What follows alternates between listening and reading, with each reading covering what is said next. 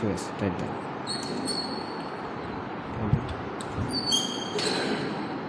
আচ্ছা, ওকে।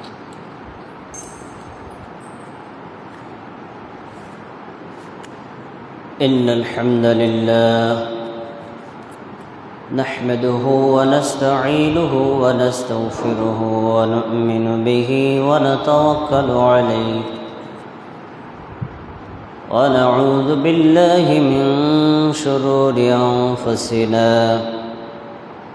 من يهد الله فلا مضل له ومن يضلل فلا هادي له وأشهد أن لا إله إلا الله وأشهد أن محمدًا عبده ورسوله أما بعد فقد قال الله تبارك وتعالى في القرآن المجيد أعوذ بالله من الشيطان الرجيم بسم الله الرحمن الرحيم إن عدة الشهور عند الله 12 شهرا في كتاب الله يوم خلق السماوات والأرض منها 4 حرم عن أبي قتادة رضي الله عنه أنه قال قال رسول الله صلى الله عليه وسلم صيام يوم عاشوراء أحتسب على الله أن يكفر السنة التي قبله রাওয়াহু মুসলিম। আম্মা বাদ, আলহামদুলিল্লাহ, প্রশংসা আল্লাহর জন্য যে আল্লাহ তাআলা আমাদেরকে হিজরি বর্ষের একটি বছর শেষ করার পরে নতুন বর্ষের প্রথম জুমার সালাত আদায় করার জন্য বাইতুল আমান সালাফি জামে মসজিদে আসার এবং বসার তৌফিক দিয়েছেন। আল্লাহর নিকটে শুকরিয়া জানাচ্ছি, আলহামদুলিল্লাহ। সম্মানিত ভাইয়েরা, হিজরি নববর্ষ অনুযায়ী আজ 1448 হিজরি সনের মুহররম মাসের 3 তারিখ। সে অনুযায়ী আজ মুহররম মাসের প্রথম জুমআ। আজকের এই জুমায় আপনাদের উদ্দেশ্যে আমার খুতবার বিষয় হিজরি সনের প্রবর্তন, আশুরার সিয়ামের ফজিলত এবং পদ্ধতি। সময় যদি থাকে তাহলে কারবালা প্রসঙ্গে কিছু কথা বলবো ইনশাআল্লাহ। সম্মানিত ভাইয়েরা, দৈনন্দিন জীবনে নিত্য প্রয়োজনীয় একটি বিষয় হলো মাস, বছর, দিন, সময় গণনা। এই গণনাকে সহজ করার জন্য আল্লাহ তাআলা চাঁদ সৃষ্টি করেছেন, সূর্য সৃষ্টি করেছেন, এবং এগুলো গণনা যে আল্লাহ তাআলা সৃষ্টি থেকে নির্ধারণ করেছেন তাও আল্লাহ কোরআন মাজিদে উল্লেখ করেছেন। এই বছর মাস গণনার ক্ষেত্রে আমরা বর্তমানে মুসলিমরা খ্রিস্টানদের একটি সনের উপর চরমভাবে নির্ভর করে ফেলছি, আর সেটা হলো ইংরেজি সন বা খ্রিস্টান সন। কিন্তু মুসলিমদের যে আলাদা একটা ক্যালেন্ডার আছে, যাতে বছর, মাস, দিন গণনার একটি সুন্দর সুযোগ আছে, তা আমরা অনেকে জানি না। কেন জানি না? কারণ অনেকে আমরা মনে করি ইসলাম পূর্ণাঙ্গ ধর্ম না, অথচ ইসলাম মানুষের জীবনে আল্লাহ থেকে নির্ধারিত একটি এমন ব্যবস্থা যে মানুষের জীবনে প্রয়োজনীয় সব দিকের সুষ্ঠু বিজ্ঞানসম্মত কল্যাণকর সমাধান ইসলামে আছে। এই জন্যই আল্লাহ তাআলা ইসলাম সম্পর্কে বলেছেন, আল-ইয়াওমা আকমালতু লাকুম দীনাকুম ওয়া আতমামতু আলাইকুম নি'মাতি ওয়া রাদিতু লাকুমুল ইসলাম দীনা। আজকে আমি তোমাদের জন্য দিনকে পূর্ণাঙ্গ করে দিলাম, মানে ইসলাম পরিপূর্ণ। আমার পক্ষ থেকে তোমাদের জন্য নিয়ামতকে পূর্ণ করলাম, আর আমার নিকটে সন্তুষ্ট দিন হিসেবে ইসলামকে নির্বাচিত করলাম। আয়াতে স্পষ্ট বোঝা যাচ্ছে ইসলাম পূর্ণাঙ্গ দিন। তো পূর্ণাঙ্গ যদি দিন থাকে, তাহলে কি ক্যালেন্ডার, বছর গণনা, মাস গণনা, দিন গণনা এটা ইসলামে থাকবে না? আছে। এই জন্য এই সনটা সম্পর্কে আমাদের জানা দরকার, কিভাবে এটা শুরু হলো। রাসূল সাল্লাল্লাহু আলাইহি ওয়াসাল্লাম যেই সময়ে পৃথিবীতে আগমন করেছিলেন, সেই সময় সৌদি আরবে নির্ধারিত কোনো ক্যালেন্ডার প্রচলিত ছিল না। বড় বড় গুরুত্বপূর্ণ ঘটনাকে কেন্দ্র করে তারা বলতো, যেমন আব্রাহা কর্তৃক হাতি নিয়ে কাবা ঘর ভাঙতে আসছিল, তার 2 বছর আগে আমি জন্ম নিছি, এরকম বলতো। তার 3 বছর পরে আমি জন্ম নিছি, মানে বড় ঘটনার সাথে সম্পর্ক করে বলতো। কত সাল বলতে পারতো না। রাসূলের জমানায় বর্ষপঞ্জি ছাড়াই গেছে, আবু বকরের জমানায় বর্ষপঞ্জি ছাড়াই গেছে। ওমর রাদিয়াল্লাহু তাআলা আনহু যখন খলিফা হলেন, তখন ওমর রাদিয়াল্লাহু তাআলা আনহুর একজন প্রশাসনিক কর্মকর্তা, রাসূলের একজন সাহাবী আবু মুসা আশআরী রাদিয়াল্লাহু আনহু, ওমরের কাছে একটা চিঠি লিখেছেন, আপনি হলেন খলিফা, আমরা হলো প্রাদেশিক শাসনকর্তা। আপনি কেন্দ্র থেকে কোনো নির্দেশ দিলে ওইটার সন তারিখ না থাকার কারণে আমরা এটাকে প্রয়োগ করতে পারি না। এজন্য আমার মতামত হলো আপনি যে কোনো একটা বর্ষপঞ্জি সন তারিখ ফলো করেন। এই চিঠি ওমর রাদিয়াল্লাহু তাআলা আনহুকে পাঠিয়েছেন। ওমর রাদিয়াল্লাহু তাআলা আনহু চিঠিটা পাওয়ার পরে মদিনার গুরুত্বপূর্ণ সাহাবীদের নিয়ে পরামর্শে বসছেন, এখন আমাদের করণীয় কি। 3টি প্রস্তাব ওই উপস্থিত সাহাবীদের মধ্যে দিয়েছিলেন। প্রথম প্রস্তাব, রোমের ক্যালেন্ডার ফলো করা হোক। রোম মানে বর্তমান যে দেশটার নাম ইটালি, তারা ছিল খ্রিস্টান, তাদের একটা কেন্দ্রীয় ক্যালেন্ডার ছিল, এইটাকে ফলো করা হোক। আরেকটি প্রস্তাব আসছে, পারস্যের ক্যালেন্ডার ফলো করা হোক। পারস্য মানে বর্তমান যে দেশটার নাম ইরান, তারা ছিল সৌর পূজারী, চন্দ্র পূজারী, মুশরিক, তাদের ক্যালেন্ডারটাকে ফলো করা হোক। আরেকটি প্রস্তাব এসেছে, না, মুসলিমরা খ্রিস্টানদের অথবা অগ্নিপূজকদের ক্যালেন্ডার ফলো করবে কেন, মুসলিমরা নিজেরাই একটা ক্যালেন্ডার চালু করবে। তখন সিদ্ধান্ত নেওয়া হলো, না, মুসলিমদের আলাদা একটা ক্যালেন্ডার থাকবে, অন্য কারো ক্যালেন্ডার মুসলিমরা ফলো করবে না। গেল প্রথম সিদ্ধান্ত। দ্বিতীয় সিদ্ধান্ত, এই যে ক্যালেন্ডারটা চালু করব, এটার প্রথম সন গণনা করা হবে কোন সন থেকে। সেখানে এসেছিল 4টি প্রস্তাব। প্রথম প্রস্তাব, রাসূলের জন্ম সন থেকে শুরু করা হোক। বাংলাদেশের হুজুরদের যদি দায়িত্ব দেওয়া হইতো, তারা বলতো হ্যাঁ ঠিকই আছে, রাসূলের জন্ম মিলাদ থেকে শুরু করুক, তাই মিলাদ করতে সুবিধা হইবে না, মিষ্টি খাইতে সুবিধা হইবে না। পরে 2 নম্বর প্রস্তাব ছিল, রাসূল সাল্লাল্লাহু আলাইহি ওয়াসাল্লাম যেই সাল থেকে নবুয়ত লাভ করেছেন, ওই সাল থেকে গণনা শুরু হবে। 3 নম্বর প্রস্তাব ছিল, রাসূল সাল্লাল্লাহু আলাইহি ওয়াসাল্লাম মক্কা থেকে মদিনায় হিজরত করে এসেছিলেন যেই সন, ওই সন থেকে শুরু করা হবে। 4 নম্বর প্রস্তাব ছিল, আমাদের নবী যেই সালে মারা গেছেন, মৃত্যুবরণ করেছেন, ওই সন থেকে মুসলিমদের জন্য ক্যালেন্ডার শুরু হবে। এই 4 প্রস্তাবের মধ্যে সাহাবীরা বিবেচনা এনেছেন 3 নম্বর প্রস্তাব, বাকি 3টা প্রস্তাব বাদ দিয়ে দিয়েছেন। 3 নম্বর প্রস্তাব কি ছিল?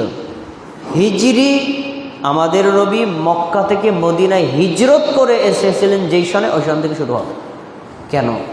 এর কারণ সাহাবীদের দৃষ্টিতে আমাদের নবীর জন্ম, আমাদের নবীর নবুয়ত, আমাদের নবীর মৃত্যু, এই 3টার চাইতে হিজরতের ঘটনা ছিল বেশি গুরুত্বপূর্ণ।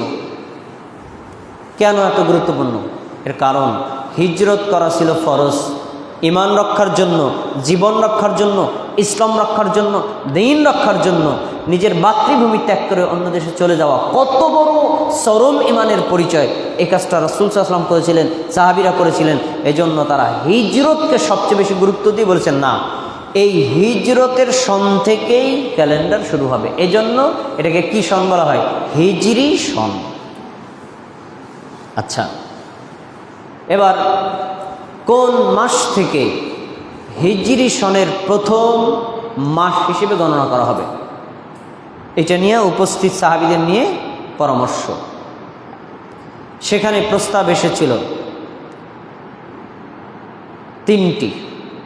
এক নম্বর প্রস্তাব, রাসূল সাল্লাল্লাহু আলাইহি সাল্লাম মক্কা থেকে মদিনায় হিজরত করে এসেছিলেন যেই মাসে, ওই মাসটা ছিল রবিউল আউয়াল মাস। তাহলে তারা বললেন, ঠিক আছে, এই মাস থেকে প্রথমে গণনা করা হোক। বাংলাদেশের হুজুরদের দায়িত্ব দিলে এইটাই প্রধান, এইটাই সিলেক্ট, পেয়ে গেছি মিলাদ, এইটাই সিলেক্ট। দুই নম্বর প্রস্তাব, রমাদান মাস থেকে হিজরি ক্যালেন্ডারের প্রথম মাস হিসেবে গণনা করা হবে। কেন? এই মাসে কোরআন নাযিল করা হয়েছে। তিন নম্বর প্রস্তাব, মুহররম মাস হবে হিজরি সনের প্রথম মাস। এই তিনটি প্রস্তাবের মধ্যে সাহাবীরা প্রথম দুইটা প্রস্তাব বাদ দিয়া 3 নম্বর প্রস্তাবটাকে গ্রহণ করছেন, সেটা হলো মুহররম মাস হবে হিজরি সনের প্রথম মাস। এবার প্রশ্ন, সাহাবীরা রমজান মাসটাকে ধরলেন না, রবিউল আউয়ালকে ধরলেন না, বরং তারা কি ধরেছেন? ধরেছেন হলো মুহররম। কেন মুহররম মাস ধরেছেন? তার কয়েকটা কারণ কোরআনেও আছে, হাদিসেও আছে। দেখেন, সূরা তাওবা 36 নম্বর আয়াত আল্লাহ কি বলছেন? ইন্না ইদ্দাতাশ শুহুরি ইনদাল্লাহি 12 শাহরা ইয়াওমান ফি কিতাবিল্লাহি খালাকাস সামাওয়াতি ওয়াল আরদ মিনহা আরবাআতুন হুরুম। আল্লাহ যেদিন থেকে আসমান জমিন পৃথিবী সৃষ্টি করেছেন, ওই দিন থেকে আল্লাহর নিকটে বছর হয় 12 মাসে। আল্লাহর নিকটে বছর কয় মাস? তাইলে দেখেন, আপনি যত ক্যালেন্ডার যান, সব ক্যালেন্ডারে বছর 12 মাস। এরা পাইছে কোথায়? আল্লাহর সৃষ্টি থেকে। ইংরেজি ক্যালেন্ডার 12 মাসে বছর, বাংলা ক্যালেন্ডার 12 মাসে বছর, আরবি ক্যালেন্ডার 12 মাসে বছর, অন্য কোনো ক্যালেন্ডারের 12 মাসে বছর। এটা কোথায় এসে? আল্লাহ নির্ধারণ করে দিয়েছেন, এটাই আল্লাহর সৃষ্টি। তারপরে তিনি বলছেন মিনহা আরবাআতুন হুরুম। ওই 12টা মাসের মধ্যে আল্লাহর কাছে 4টা মাসের মান মর্যাদা বেশি। হুরুম মানে মর্যাদাবান, হুরুম মানে সম্মানিত। এই মাসগুলো কি? মুহররম মাস, রজব মাস, যুলহিজ্জা মাস, যুলকআদা মাস, এই 4 মাস। 12 মাসের মধ্যে 4টা মাসের মান মর্যাদা বেশি। তো যেহেতু আল্লাহ তাআলা সৃষ্টির বছর হয় 12 মাসে, তার ভিতরে সম্মানিত 4টি মাসের মধ্যে একটা মাস হলো মুহররম মাস। এজন্য তারা মনে করেছেন তাহলে মুহররম মাস হবে বছরের প্রথম মাস। 2 নম্বর কারণ, আবু হুরায়রা রাদিয়াল্লাহু আনহু রাসূল সাল্লাল্লাহু আলাইহি ওয়াসাল্লাম বলেন, আফসালুস সিয়ামি বা'দা রমাদান সিয়ামু শাহরুল্লাহিল মুহররম। 12 মাসের মধ্যে এক মাস একটানা 30 বা 29টা দিন রোজা রাখা ফরজ। ওই মাসটার নাম কি? রমজান মাস। তো ফরজের সাথে তো নফলের কোনো তুলনাই হয় না, এটা সবচেয়ে গুরুত্বপূর্ণ। আচ্ছা, এই ফরজ রমজান মাসের রোজার পরে যত নফল রোজা আমরা রাখি, তার মানে আফজলুস সিয়াম সিয়ামু শাহরুল্লাহিল মুহররম। নফল রোজার মধ্যে সবচাইতে গুরুত্বপূর্ণ, ফজিলতপূর্ণ, মানসম্পন্ন রোজা হলো আল্লাহর মাস মুহররমের রোজা। শব্দটা খেয়াল করেন, শাহরুল্লাহ, আল্লাহর মাস। 12টা মাসই আল্লাহ, কিন্তু আল্লাহর নবী হাদিসে 12 মাসকে আল্লাহর বলেন নাই, কিন্তু এই হাদিসে মুহররম মাসকে কি বলেছেন? আল্লাহর মাস। তাহলে এই মাসের মর্যাদা বেশি। এই জন্য সাহাবীগণ সিদ্ধান্ত নিয়েছেন যে এই হিজরি সনের প্রথম মাস হবে মুহররম মাস। বর্তমানে মুহররম মাস চলছে। এই মুহররম মাসের রোজার ফজিলত একটা আপনারা জানলেন, নফল রোজার মধ্যে সবচেয়ে দামি রোজা হলো মুহররমের রোজা। এই বছর রোজা কোন তারিখে রাখবেন? আজকে হলো মুহররম মাসের 3 তারিখ। আগামী শুক্রবার জুমার দিন হলো 10 তারিখ। তো 10 তারিখে একটা রোজা রাখবেন। এই রোজা ইহুদিরাও রাখে, খ্রিস্টানরাও রাখে। তাহলে ইহুদি ও খ্রিস্টানদের রোজা আর আপনার রোজার মধ্যে পার্থক্য হবে কি? তারা রাখবে একটা, আপনি রাখবেন কয়টা? 2টা। কোন দিন? শুক্রবারের আগের দিন, মানে 10 তারিখের আগের দিন 9 তারিখ, অথবা 9 তারিখে রাখতে পারেন নাই, তাহলে 10 আর 11 তারিখ। কেউ যদি চায় একটা না 3টা রাখবে, তাও রাখতে পারে, এতে কোনো সমস্যা নাই। যদি কেউ মুহররম মাসের রোজা রাখে, তার ফজিলত কি নবী সাল্লাল্লাহু আলাইহি ওয়াসাল্লাম হাদিসে উল্লেখ করেছে। قال رسول الله صلى الله عليه وسلم صيام يوم عاشوراء। আল্লাহ রাসূল সাল্লাল্লাহু আলাইহি ওয়াসাল্লাম বলেছেন, আশুরার দিনের রোজার ফজিলত হলো আহতাসিবু আলাল্লাহ, আমি আল্লাহর কাছে আশা করি, আইয়ুকাফিরাস সানাতাল্লাতী ক্বাবলা, আল্লাহ তাবারাকা ওয়া তাআলা একটা দিন রোজা রাখলে তার 1 বছরের পাপ ক্ষমা করে দিবেন। সুবহানাল্লাহ। মুহররম মাসের 10 তারিখে একদিন যদি রোজা রাখেন, গত বছরের মুহররমের পর থেকে এই বছরের মুহররম পর্যন্ত একটানা 1 বছরে আপনার দ্বারা যে সকল ছোট ছোট গুনাহ, সগীরা গুনাহ হয়েছে, মাত্র একটা রোজা রাখলে আল্লাহ আপনার 1 বছরের পাপ ক্ষমা করে দিবেন। সুবহানাল্লাহ। তাহলে আগামী জুমার দিন আমরা সিয়াম অবস্থায় থাকবো ইনশাআল্লাহ। এটা হলো মুহররম মাসের 10 তারিখ আশুরার দিন। আর পার্থক্য করার জন্য তার আগের দিন বৃহস্পতিবার অথবা আপনি শুক্রবার শনিবার 2 দিন রোজা রাখবেন। আচ্ছা, এখানে আমরা যে আলোচনা করছিলাম, সাহাবায়ে কেরাম মুহররম মাসকে প্রথম মাস হিসেবে গণনা করেছিলেন। কেন? এই কোরআনের আয়াত এবং হাদিসের আলোকে মুহররম মাসের গুরুত্ব থাকার কারণে। এবার আসুন, এই যে 3টি প্রস্তাব ছিল, নতুন সন শুরু হওয়া, তারপরে কোন সন থেকে গণনা শুরু হওয়া, কোন মাস থেকে গণনা শুরু হওয়া, সিদ্ধান্ত করার পরে ওমর রাদিয়াল্লাহু তাআলা আনহুর জামানা থেকে হিজরি বর্ষ শুরু হয়েছে। এই হিজরি বর্ষটা কি? এটা হলো এমন একটা বর্ষ যে বর্ষের সাথে মুমিন মুসলমানদের যাবতীয় ইবাদত সম্পৃক্ত। কোরবানি করবেন, ঈদের সালাত আদায় করবেন, রমজান মাসে রোজা রাখবেন, অন্য কোনো আমল করবেন, সব কিছু হিজরি বর্ষের সাথে সম্পর্কিত। বাংলা বর্ষ বা ইংরেজি বর্ষের সাথে সম্পর্কিত নাই। একজন লোক যদি গত বছরের জানুয়ারিতে জাকাত দেয়, এবছর আবার জানুয়ারিতে জাকাত দেয়, তার জাকাত হবে না। বরং সে ফলো করতে হবে হিজরি সন, আরবি সন। কেন? এর কারণ হিজরি সনের গণনাটা চাঁদের সাথে সম্পর্কিত, আর ইংরেজি সন আর বাংলা সনের গণনাটা সূর্যের সাথে সম্পর্কিত।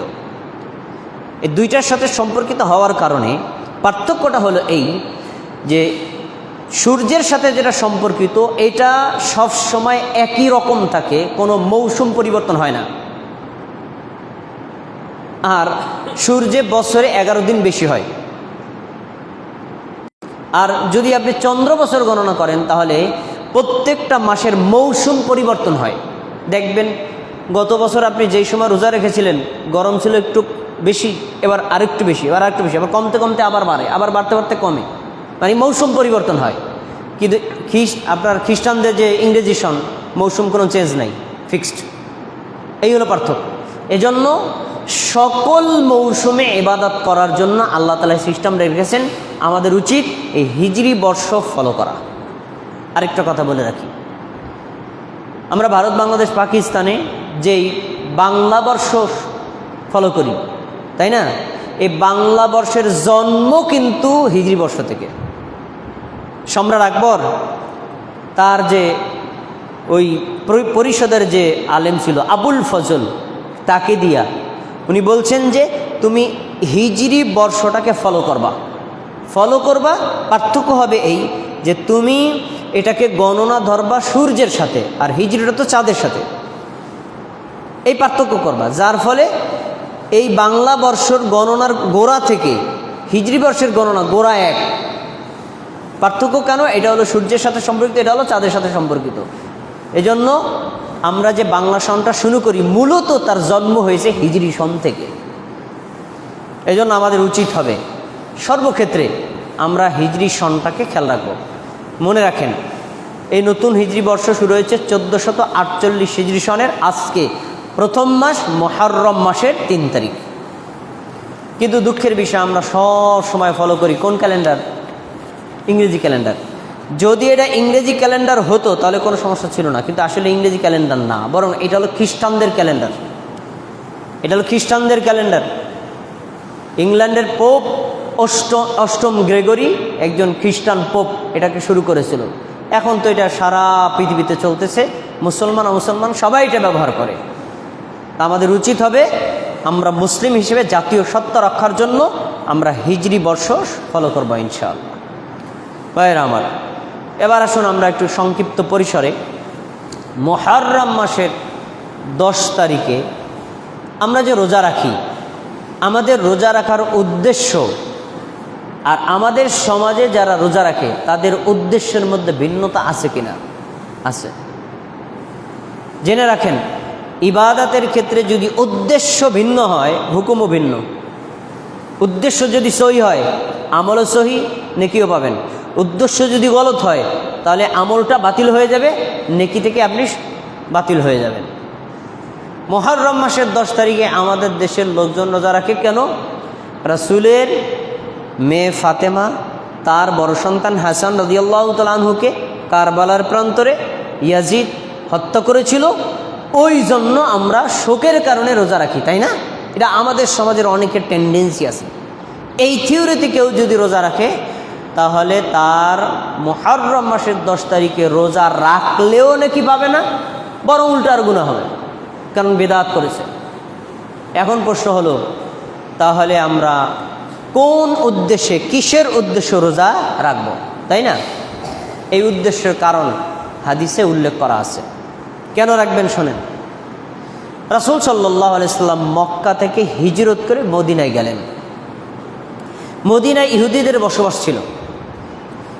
তিনি গিয়ে দেখলেন মুহররম মাসের 10 তারিখে একজন ইহুদি বাদ নাই, ছোট বড় নারী পুরুষ সবাই 10 তারিখে রোজা রাখে। আমাদের নবী ইহুদিদেরকে জিজ্ঞেস করছেন, মা হাযাল ইয়াউমুল্লাযী তাসুমুনাহু, তোমরা সবাই মিলে ঘটা করে মুহররম মাসের 10 তারিখে রোজা রাখো, কেন রাখো বলো দি? তখন তারা বলল, হাযা ইয়াউমুন আযীম, এই জন্য রাখি, এটা একটা সুমহান দিন, আমাদের জন্য আনন্দের দিন, ঈদের দিন, খুশির দিন, মুক্তির দিন। মুক্তিটা কি বলো? ইহুদিরা বলছে যে আমাদের নবী মূসা আলাইহিস সালাতু ওয়াস সালাম তার অনুসারী বনি ইসরাইলদেরকে নিয়ে যখন তিনি দ্বীনের দাওয়াত দিচ্ছিলেন, তখন ফেরাউন এবং তার সৈন্যবাহিনী মূসা আলাইহিস সালাম এবং তার বনি ইসরাইলদেরকে হত্যা করার উদ্দেশ্যে ধাওয়া করেছিল। মূসা আলাইহিস সালাম তার লোকদেরকে নিয়ে আত্মরক্ষার জন্য ভূমধ্য সাগরে চলে গিয়েছিলেন দৌড়াইয়া। তো ভূমধ্য সাগরে যে চলে গেল, তখন ফেরাউন এবং তার সৈন্যবাহিনী ধাওয়া করে তাকে মারার জন্য ভূমধ্য সাগরে লাফাইয়া পড়ল। ওই পড়ার পরে আল্লাহ তাবারাকা ওয়া তাআলা ভূমধ্য সাগরের পানিতে ফেরাউন এবং তার সৈন্যবাহিনীদেরকে ডুবিয়ে মেরেছিলেন। আর আল্লাহ রাব্বুল আলামিন মূসা নবী এবং তার অনুসারী বনি ইসরাইলকে ফেরাউনের কবল থেকে রক্ষা করেছিলেন। এই শুকরিয়া স্বরূপ মূসা আলাইহিস সালাম নিজেরও রোজা রেখেছেন, তার অনুসারীরা রোজা রেখেছেন। মূসা যেহেতু আমাদের নবী, আমরা কৃতজ্ঞতা স্বরূপ, আল্লাহর শুকরিয়া স্বরূপ এই জন্য এই দিনে রোজা রাখি। খেয়াল করে সবার শুনতে হবে, ইহুদিরা এই দিনে রোজা রাখে নাকি রাখে না? রাখে। কেন রাখে? তাদের নবীকে আল্লাহ মুক্ত করেছিলেন এই শুকরিয়ার জন্য, তাই না? আচ্ছা, ইহুদিদের রোজা রাখার দৃষ্টিভঙ্গি ঠিক আছে, কিন্তু ইহুদিরা তো মূসা আলাইহিস সালামের তাওহীদ সুন্নাতের পরিপূর্ণ অনুসারী ছিল না। তারা মূসা আলাইহিস সালামের তাওহীদকে বিকৃত করেছিল, সুন্নাতকে বিকৃত করেছিল। মূসা আলাইহিস সালাম মুহাম্মদ সাল্লাল্লাহু আলাইহি ওয়াসাল্লামকে অনুসরণ করতে বলেছিলেন, কিন্তু তারা করে নাই। এজন্য আমাদের নবী তাদের সামনে মন্তব্য করলেন, শোনো, ফানাহনু আহাক্কু আওলা বিমূসা মিনকুম, মূসার মুক্তির জন্য যদি তোমরা রোজা রেখে থাকো তাহলে জেনে রাখো এই রোজার হকদার তোমাদের চাইতে আমরা বেশি। কেননা আমরা মূসা আলাইহিস সালাম সত্যিকার অনুসারী। ফাসামাহু ওয়া আমারা বিসিয়ামিহি। আল্লাহ নবী সাল্লাল্লাহু আলাইহি ওয়াসাল্লাম তখন মুহররম মাসের 10 তারিখে নিজে রোজা রাখা শুরু করলেন, সাহাবীদের বললেন তোমরাও রাখো। খেয়াল করে শোনেন, তার রাসূল সাল্লাল্লাহু আলাইহি ওয়াসাল্লাম মুহররম মাসের 10 তারিখে রোজা রেখেছেন, সাহাবীদেরকে রাখতে বলেছেন। কেন? মূসা আলাইহিস সালামকে মুক্তির শুকরিয়া স্বরূপ। খেয়াল করে শুনতে হবে। কিছু সাহাবী যখন রাখছেন, বাকি সাহাবীরা এসে আমাদের নবীর কাছে অভিযোগ করছে, আল্লাহ রাসূল আপনি নিজেও এই দিনে রোজা রাখেন, সাহাবীদেরকে এই দিনে রোজা রাখতে বলছেন, তারাও রাখা শুরু করেছে, কিন্তু আপনি কি জানেন এই দিনটা হলো এমন একটা দিন, এই দিনে ইহুদিরাও রোজা রাখে, এই দিনে খ্রিস্টানরাও রোজা রাখে। আপনি না আমাদেরকে শিক্ষা দিয়েছিলেন ইবাদতের ক্ষেত্রে ইহুদির অনুসরণ করা যাবে না, ইবাদতের ক্ষেত্রে খ্রিস্টানের অনুসরণ করা যাবে না, এটা না আপনি আমাদেরকে শিক্ষা দিয়েছেন? তাহলে আপনি তো আবার তাদের মতো রোজা রাখা শুরু করছেন। তখন আমাদের নবী সাল্লাল্লাহু আলাইহি সাল্লাম বললেন, শোনো, ফাইদা কানা আমুল মুকবিল সুমনা ইনশাআল্লাহ ইয়াউমাত তাসি। আল্লাহ তাবারাকা ওয়া তাআলা যদি আমাকে বাঁচিয়ে রাখেন, আগামী বছরে মুহররমের 9 তারিখে একটা রোজা রাখবো, 10 তারিখে একটা রোজা রাখবো। তাহলে 10 তারিখে রোজা রাখবো কেন? মূসা আলাইহিস সালামের মুক্তির শুকরিয়া স্বরূপ। 9 তারিখে রাখবো কেন? ইহুদি খ্রিস্টানদের সাথে রোজা থেকে আমাদের রোজা পার্থক্য করার জন্য। সাহাবী বলছেন, পরের বছরে মুহররম আসার আগেই আমাদের নবী সাল্লাল্লাহু আলাইহি ওয়াসাল্লাম মৃত্যুবরণ করেছেন। আমরা এখান থেকে কি পেলাম? আমাদের নবী মুহররম মাসের 10 তারিখে রোজা রাখছেন তার নাতি হোসাইনের মৃত্যুর জন্য। কথা বলতে হবে এখন, হোসাইনের মৃত্যুর জন্য না। সাহাবীরা রোজা রেখেছিলেন রাসূল সাল্লাল্লাহু আলাইহি সাল্লামের নাতি হোসাইন রাদিয়াল্লাহু তাআলা আনহুকে 61 হিজরি সনে মুহররম মাসের 10 তারিখে হত্যা করা হবে এই জন্য না। তারা রেখেছিলেন কেন? মূসা আলাইহিস সালামকে মুক্তির শুকরিয়া আমাদের নবী রেখেছিলেন, রাখতে আদেশ করেছিলেন এই জন্য। তাহলে আপনি মুহররম মাসের 10 তারিখে রোজা রাখবেন কোন কারণে রাখবেন? আমাদের নবী রেখেছেন, রাখতে আদেশ করেছেন, মূসা আলাইহিস সালামকে আল্লাহ মুক্ত করেছিলেন, ওই শুকরিয়া স্বরূপ হোসাইনকে হত্যা করা হয়েছে, তার জন্য রোজা রাখা যাবে না। যদি রাখেন আপনার মুহররম মাসের 10 তারিখে রোজা রাখলেও নেকি হবে না। একটা কথা শুনে নেন, রাসূল সাল্লাল্লাহু আলাইহি সাল্লাম মৃত্যুবরণ করেছেন 11 হিজরি সনে, আর রাসূল সাল্লাল্লাহু আলাইহি সাল্লামের নাতি হোসাইন রাদিয়াল্লাহু তাআলা আনহুকে ইরাকের কারবালার প্রান্তরে হত্যা করা হয়েছে 61 হিজরি সনে। এবার আপনি একটু গুনে বলেন, রাসূল মারা গেছেন 11 হিজরি সনে, আর হোসাইন রাদিয়াল্লাহু তাআলা আনহু মৃত্যুবরণ করলেন 61 হিজরি সনে। 61 থেকে 11 বাদ দেন, বিয়োগ দেন। 61 থেকে 11 বিয়োগ দিলে কত থাকে? 50। তার মানে আমাদের নবীর মৃত্যুর 50 বছর পরে হোসাইন রাদিয়াল্লাহু তাআলা আনহুকে শাহাদাত বরণ করানো হয়।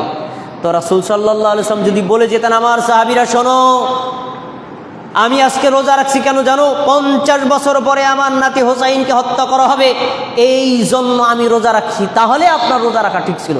কিন্তু এ কথা তিনি বলেন নাই।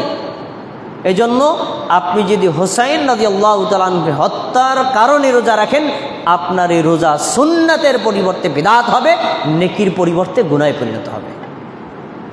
আচ্ছা, তাহলে এই বছর ইনশাআল্লাহ আগামী বৃহস্পতিবার অথবা শুক্রবার বা শনিবার, ইচ্ছা করলে 3টাও রোজা আপনি রাখতে পারেন। এই রোজাগুলো আমরা রাখবো ইনশাআল্লাহ। আচ্ছা, এবার আসুন, মুহররম মাসের 10 তারিখ ভিন্ন একটা কারণে আমাদের কাছে খুব বেশি প্রসিদ্ধ। আর সে ভিন্ন কারণটা হলো রাসূলের নিজের কন্যা ফাতেমা রাদিয়াল্লাহু তাআলা আনহা এবং তার জামাতা আলী রাদিয়াল্লাহু তাআলা আনহু, এই দুইজনের 2টা সন্তান ছিল। প্রথম সন্তান হাসান, দ্বিতীয় সন্তান হুসাইন রাদিয়াল্লাহু তাআলা আনহুমা। এই যে দ্বিতীয় সন্তান হুসাইন রাদিয়াল্লাহু তাআলা আনহুকে 61 হিজরি সনে যে হত্যা করা হয়েছিল, এইটার কারণে ঐতিহাসিকভাবে আমাদের জন্য একটা বড় শিক্ষণীয় আছে। কিন্তু আমরা এই শিক্ষণীয়টা যেভাবে পাই বাস্তবতার সাথে এটার সাথে খুব একটা মিল নেই। আমরা পাই কিভাবে? শিয়াদের প্রচারণা থেকে। দেখবেন আগামী শুক্রবার প্রত্যেকটা টেলিভিশন চ্যানেল খুলে দেখবেন, প্রত্যেকটা চ্যানেলে দেখাবে ওই পুরান ঢাকায় ওই যে হোসাইনি দালান থেকে শিয়ারা শোক মিছিল বের করেছে, হ্যাঁ, শোক মাতম বের করেছে। তারপরে দেখবেন নিজের গায়ের উপর রক্তাক্ত করতেছে, নিজের গায়ে আঘাত করে রক্ত বের করতেছে। তারপরে তারা তীর বল্লম ঘোড়া নিয়ে পুরা ঢাকা শহরে মহড়া দিচ্ছে, কেন? আমরা হোসাইনের হত্যার প্রতিশোধ নেব। এটা আমরা টেলিভিশনে দেখি না? এইটা দেখলে আমাদের মনে পড়ে এই তো মহরম এসে গেছে। তার মানে আমরা মনে করি মহরমের 10 তারিখের ঘটনা মানে এইটাই। শোনেন, এই যে শিয়াদের কর্মকাণ্ড যা তারা মুহররম মাসের 10 তারিখে করে, এই কর্মকাণ্ডের সাথে আমাদের নবীর কোনো সম্পর্ক নাই, সাহাবীদের কোনো সম্পর্ক নাই, তাবেঈদের কোনো সম্পর্ক নাই, চার মাযহাবের ইমামদের কোনো সম্পর্ক নাই। বরং এই যা তারা এই দিন উপলক্ষে করে প্রত্যেকটা কর্মই স্পষ্ট বেদাত এবং হারাম। এর সাথে কোনো সত্যিকারের সুন্নি মুসলিম যুক্ত হতে পারে না, সহযোগিতাও করতে পারে না, এগুলো সবই হারাম। তো এখন এই ঘটনা কিভাবে শুরু হলো, এটার প্রকৃত ঘটনা কি আমি আপনাদেরকে এক নজরে বলে দিচ্ছি, একটু খেয়াল করে শুনতে হবে। রাসূল সাল্লাল্লাহু আলাইহি সাল্লাম মৃত্যুবরণ করার পর প্রথম খলিফা আবু বকর। কিভাবে হয়েছেন? ওমর রাদিয়াল্লাহু তাআলা আনহু প্রস্তাব করেছেন, বাকি সবাই সমর্থন করেছেন। তিনি ছিলেন 2.5 বছর। তারপরে আবু বকর রাদিয়াল্লাহু তাআলা আনহু মৃত্যুর আগে ওমর রাদিয়াল্লাহু তাআলা আনহুকে খলিফা নির্বাচিত করে গেছেন, আমি মারা গেলে তারপরে সে খলিফা হবে। তিনি ছিলেন 10 বছর। ওমর রাদিয়াল্লাহু তাআলা আনহু মৃত্যুবরণ করার আগে 6 জনের একটা কমিটি গঠন করে গেছেন, এর ভিতরে একজনকে খলিফা তোমরা বানাইবা। এই 6 জনের মধ্য থেকে তৃতীয় খলিফা হলেন ওসমান রাদিয়াল্লাহু তাআলা আনহু। তিনি ছিলেন প্রায় 13.5 বছর ক্ষমতায়। ওসমান রাদিয়াল্লাহু তাআলা আনহু মৃত্যুবরণ করার পর এরপরে ক্ষমতায় আসলো কে? আলী রাদিয়াল্লাহু তাআলা আনহু, ওই 6 কমিটির মধ্যে একজন। তিনি ক্ষমতায় ছিলেন। তিনি মৃত্যুবরণ করার পর তার বড় ছেলে হাসান রাদিয়াল্লাহু তাআলা আনহু ক্ষমতায় বসলেন। ওই কমিটি পরামর্শ করে তাকে বসাইছে। তিনি ক্ষমতায় ছিলেন 6 মাস। খেয়াল করে শোনেন, আবু বকর থেকে শুরু করে হাসান রাদিয়াল্লাহু তাআলা আনহু পর্যন্ত আপনি গণনা করে দেখবেন পুরো 30 বছর পূর্ণ হয়ে যায়। আর আমাদের নবী একটা হাদিসে বলেছেন, আমার মৃত্যুর পর নবুয়তের স্টাইলে খেলাফত থাকবে 30 বছর। তার মানে হাসান রাদিয়াল্লাহু তাআলা আনহু খেলাফত পর্যন্ত পুরোটাই নবুয়তের স্টাইলে ছিল এবং এটাই ছিল মুসলিমদের প্রকৃত খেলাফত। আচ্ছা, হাসান রাদিয়াল্লাহু তাআলা আনহু মৃত্যুবরণ করার পর খলিফা হলেন কে? হলেন মুআবিয়া রাদিয়াল্লাহু তাআলা আনহু। মুআবিয়া রাদিয়াল্লাহু তাআলা আনহু মৃত্যুবরণ করার পর খলিফা হয়েছেন ইয়াজিদ। ইয়াজিদ যখন খলিফা হলেন তখন ইসলামী রাজ্যের সব রাজ্যগুলো মেনে নিল। 3টা রাজ্য মানা নাই, মক্কা, মদিনা, কুফা। এরা মানতে চায় নাই। এরা বলছে মক্কা না, সরি, মদিনা, কুফা, বসরা, এই 3টা রাজ্যে। তারা বলছেন না, ইয়াজিদের চাইতে রাসূলের নাতি হোসাইন রাদিয়াল্লাহু তাআলা আনহু বেশি যোগ্য, তিনি সুন্নাতের বেশি পাবন্দ, তিনি যদি খলিফা হন তাহলে জাতির কল্যাণ বেশি হবে। আচ্ছা, এই উপলক্ষে কুফা বসরা থেকে হোসাইন রাদিয়াল্লাহু তাআলা আনহুকে চিঠি পাঠাইল, প্রায় 100 চিঠি। হোসাইন তখন হজ করার জন্য হজ শেষ করেছেন, মক্কায় ছিলেন। 100 চিঠি পাওয়ার পরে তিনি একজন ব্যক্তি পাঠাইলেন, যা দেখি চিঠিগুলো কি সত্য না ভুয়া ওটি চেক করে দেখো। তিনি তার আপন সহোদর ভাই নয়, বরং বইমাত্রে ভাইকে পাঠাইছেন, যায় দেখো তো।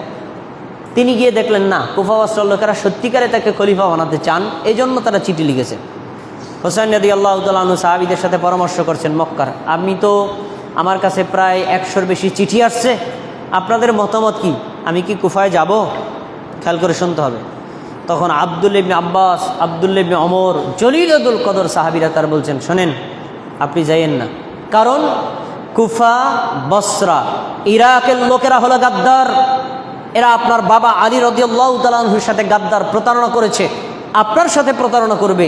যদি ইয়াজিদের পক্ষ থেকে কোনো বাধা আসে আপনার পক্ষে কিন্তু থাকবে না, তখন আপনি বিপদে পড়বেন। তখন তিনি বললেন, আচ্ছা ঠিক আছে, আমি তো যুদ্ধ করতে যাচ্ছি না, তারা ডাকছে যেহেতু যাই পরামর্শ শোনার জন্য, কি বলে তারা। তারপরে তারা তাদের নিষেধের পরেও তিনি গেলেন, রওনা করলেন। এই খবর পৌঁছে গেল ইয়াজিদের কাছে। ইয়াজিদ 4000 সৈন্যবাহিনী প্রেরণ করল ফোরাত নদীর তীরবর্তী স্থানে, যেখান দিয়ে কুফা বসরায় ঢোকে। মক্কা থেকে। এবং তাৎক্ষণিকভাবে তখন কুফার শাসনকর্তা ছিল নোমান ইবনে বশির, তাকে পদচ্যুত করে তার স্থানে ওবায়দুল্লাহ ইবনে জিয়াদকে কুফার শাসনকর্তা বানাইল। ওবায়দুল্লাহ ইবনে জিয়াদকে তার বর্ণনা কোরআন হাদিসে যে বর্ণনা পাওয়া যায়, ওবায়দুল্লাহ ইবনে জিয়াদ ছিল সাহাবী বিদ্বেষী। একজন সাহাবীকে তিনি বলছেন, আনতা মিন নুখালাতি রাসূলিল্লাহ, তুমি আল্লাহ রাসূলের সাহাবীদের উচ্ছিষ্ট। উচ্ছিষ্ট মানে কি? আমরা খাওয়ার পরে যেই খাবারটা ফেলে দিই, মানে খাওয়ার যোগ্য না এটাকে, তার মানে একজন সাহাবীকে সে উচ্ছিষ্ট বলেছে। কত বড় বেয়াদব! এই ওবায়দুল্লাহ ইবনে জিয়াদ উনি ছিলেন সাহাবী বিদ্বেষী, যার ফলে উনি ক্ষমতায় বসার পরে নোমান ইবনে বশির রাদিয়াল্লাহু তাআলা আনহু সরায় দিয়া ও মুসলিম বিন আকিলকে হত্যা করে আর কুফার লোকদেরকে কঠোরভাবে দমন করে। কেউ যদি হোসাইনের পক্ষ কথা বলে তার গর্দন উড়াইয়ে দেব। ভালো কথা। হোসাইন রাদিয়াল্লাহু তাআলা আনহু যখন ফোরাত নদীতে গেলেন, তখন দেখছেন 4000 সৈন্যবাহিনী তাকে বাধা দেওয়ার জন্য প্রস্তুত, সবাই অস্ত্রশস্ত্রে সজ্জিত। এবার খেয়াল করে শোনেন, মনোযোগ দিয়ে শুনবেন। হোসাইন রাদিয়াল্লাহু তাআলা আনহু কি যুদ্ধ করতে গেছিলেন না তাদের চিঠির জবাবে পরামর্শ করার জন্য গেছিলেন? যুদ্ধ করতে গেলে কেউ স্ত্রী নিয়ে যায়? যুদ্ধ করতে গেলে কেউ শিশু সন্তান নিয়ে যায় না। হোসাইন রাদিয়াল্লাহু তাআলা আনহুর সাথে লোক ছিল 50 জন, তার ভিতরে 17 জন ছিল তার পরিবারের লোক। ছোট শিশু আলী আসগার ছোট শিশু ছিল, শিশু নিয়ে যুদ্ধ করতে যায়নি মিয়া। কিন্তু আমরা শুনেছি কি তারা বাতিলের বিরুদ্ধে যুদ্ধ করার জন্য গেছে। কিভাবে? ওই যে মীর মুশাররফ হোসেন একটা উপন্যাস লিখেছেন বিষাদ সিন্ধু, সেখানে লেখা আছে, কি লেখা আছে দেখেন, ওখানে লেখা আছে যে পুঁথির গল্পগুলো ওখানে দেওয়া আছে, আমি আপনাদের শোনাই, এগুলো আপনাদের সব শোনা আছে। গেল কই এটা, শুনছেন কিনা দেখেন। 6 মাসের রাস্তা মর্দ 6 দিনে গেল, ঘোড়ায় চলিয়া মর্দ হাঁটিয়া চলিল। শুনলে, লাখে লাখে সৈন্য মরল কাতারে কাতার, গুনিয়া দেখিল মর্দ হাজারো হাজার। পুঁথি, এই পুঁথিতে কি পাওয়া গেল দেখেন। 6 মাসের রাস্তা কয় দিনে গেছে? 6 দিনে।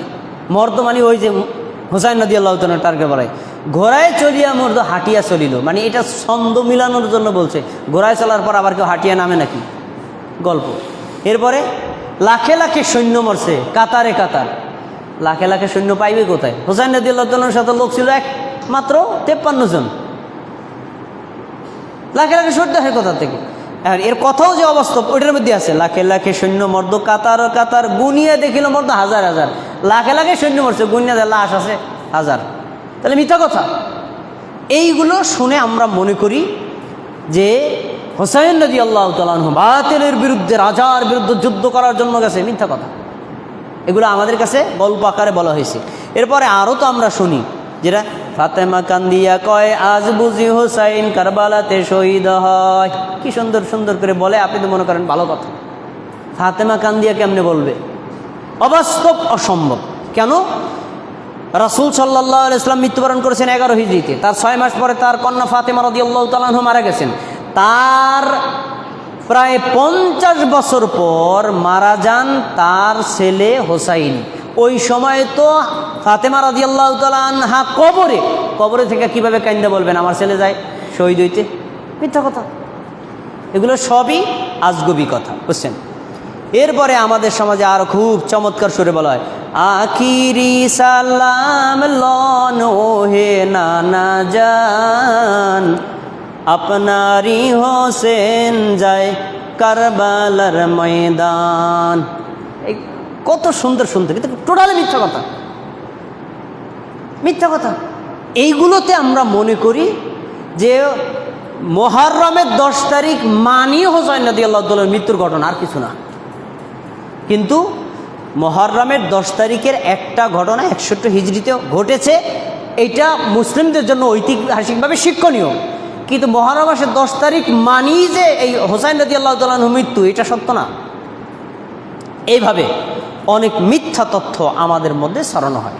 যাই হোক, তিনি গেলেন, যাওয়ার পরে এবার তিনি বলছেন, শোনো, তোমরা আমার কাছে 100 চিঠি পাঠাইছো, এই কারণে আমি তোমাদের সাথে সাক্ষাৎ করার জন্য আসছি, এখন তোমরাই আমার অস্ত্র শস্ত্র নিয়ে বাধা দিচ্ছ, ঠিক আছে তাহলে আমি চলে যাই। তখন ওবায়দুল্লাহ ইবনে জিয়াদ বলো, আপনি এখান থেকে যাইতেও পারবেন না। তাহলে ঠিক আছে, তুমি আমাকে কুফায় ঢুকতে দাও, লোকদের সাথে কথা বলতে দেই, তুমি কথা বলতে কুফায় যাইতেও পারবেন না।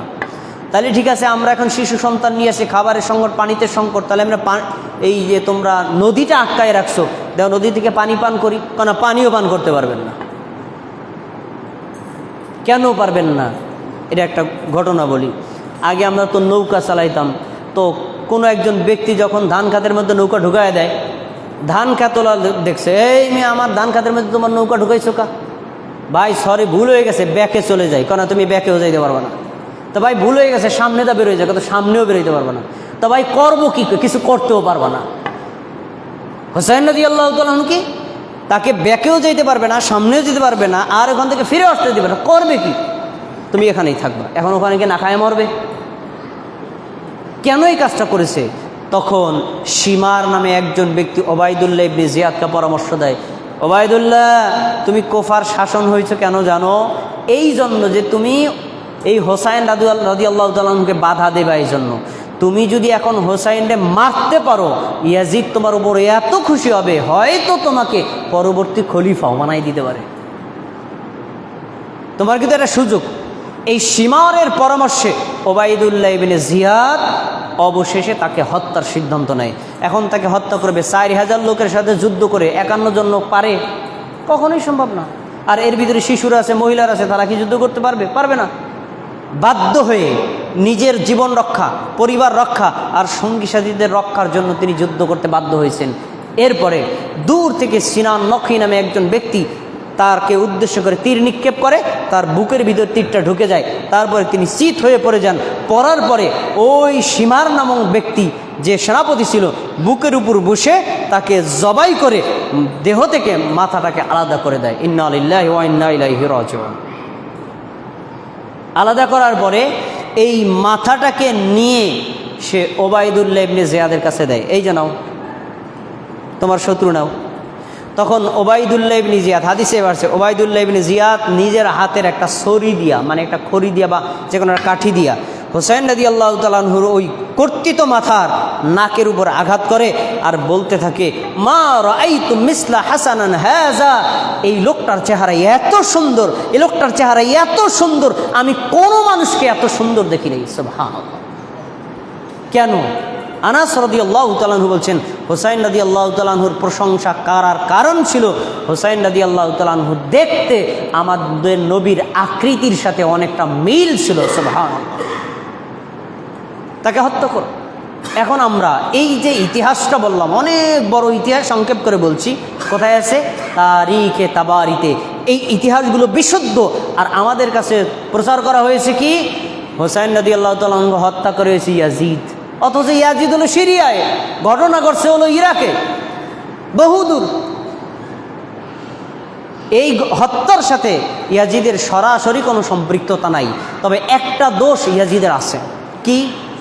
তার প্রশাসনিক কর্মকর্তা তার হুকুমের বাইরে তাকে যে হত্যা করলো, এই হত্যার জন্য যদি ওবায়দুল্লাহ ইবনে জিয়াদের বিচার সে করত, তাহলে ঐতিহাসিকভাবে সে দোষ থেকে মুক্ত হয়ে যেত।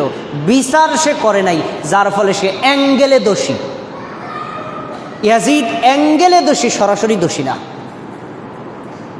এই ঘটনা ঘটে কোন সালে? 61 হিজরি সালে, আমাদের নবীর মৃত্যুর 50 বছর পর।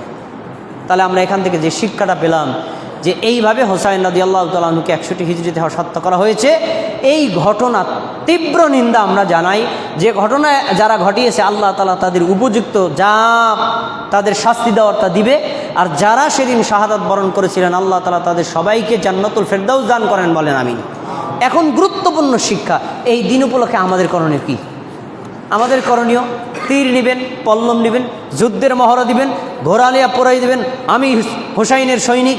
আর না হলে হোসাইনকে মারা হয়েছে, নিজের গায়ে রক্তাক্ত করবেন, হাই হোসেন বলে লাফালাফি করবেন। আর না হলে হোসাইনের নামে কেক পাউরুটি তৈরি করবেন, হোসাইনের জন্মের কেক তৈরি করবেন, হোসাইনের নামে কবর তৈরি করবেন, সেখানে রুকু সেজদা দিবেন, তারপরে সেখানে ভোগ বিলাস করবেন। টোটাল শিয়ারা যা করে এগুলো কি করবেন? এগুলো কি ইসলামী শরিয়াতে বৈধ? হারাম, এবং এগুলো সব শিরকি কর্মকাণ্ড।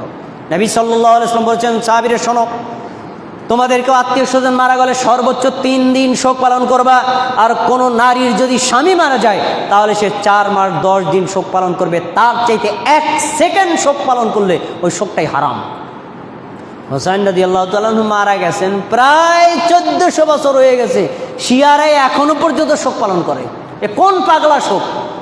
আর এই শোকের সাথে বাঙালিরা যোগ দেয় কি, ভাই মুহররম মাসে আমার মাইয়ারে বিয়ে দেব না। কেন? এটা শোকের দিন, শোকের মাস। মুহররম মাসের 10 তারিখে বাঁশ কাটা যাবে না, কারণ কি এটা শোকের দিন। এই যে কুসংস্কার, এগুলো কোথা থেকে আসছে? শিয়াদের থেকে। এগুলো থেকে আমাদের বেরিয়ে আসতে হবে। শিয়াদের এই সকল কর্মকে সমর্থন করা যাবে না এবং এইটাকে কোনোভাবে সাপোর্ট করা যাবে না। নবী সাল্লাল্লাহু আলাইহি ওয়াসাল্লাম এই সকল শোক পালন করতে নিষেধ করেছেন।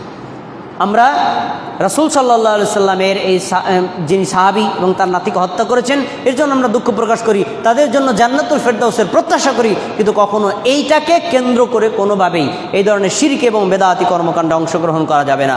আল্লাহ রাব্বুল আলামিন আমাদের সবাইকে এই মুহররম মাসের 10 তারিখে যে সকল শিরক এবং বেদাতি কর্মকাণ্ড হয় শিয়াদের দ্বারা, এগুলো থেকে মুক্ত থাকার আর সুন্নাত তরিকা অনুযায়ী আমরা যেন মুহররম মাসের 9 বা 10 অথবা 10 বা 11 এই 2 দিন সিয়াম রেখে 1 বছরের পাপের ক্ষমা নিতে পারি। আল্লাহ রাব্বুল আলামিন আমাদের তৌফিক দান করুন। আমিন।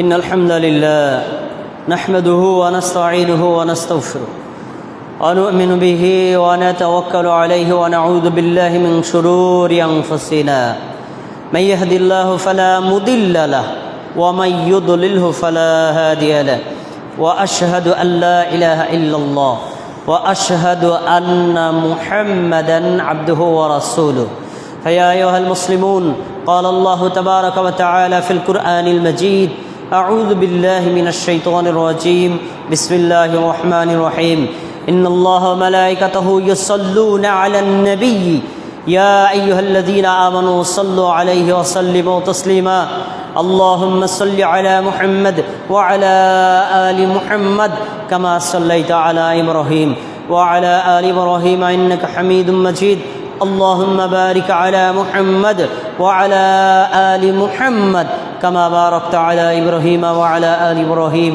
إنك حميد مجيد وارض اللهم عن الصحابة أجمعين خصوصا منهم الخلفاء الراشدين منهم أبي بكر وعمر وعثمان وعلي رضي الله تعالى عنهم وعن التابعين ومن تبعهم إلى يوم الدين الله আপনি আমাদের জুমার খুতবাকে কবুল করে নিন, আমাদের জুমার সালাতকে কবুল করে নিন, আমাদের ফরজ আমলগুলোকে কবুল করে নিন, আমাদের নফল আমলগুলোকে কবুল করে নিন।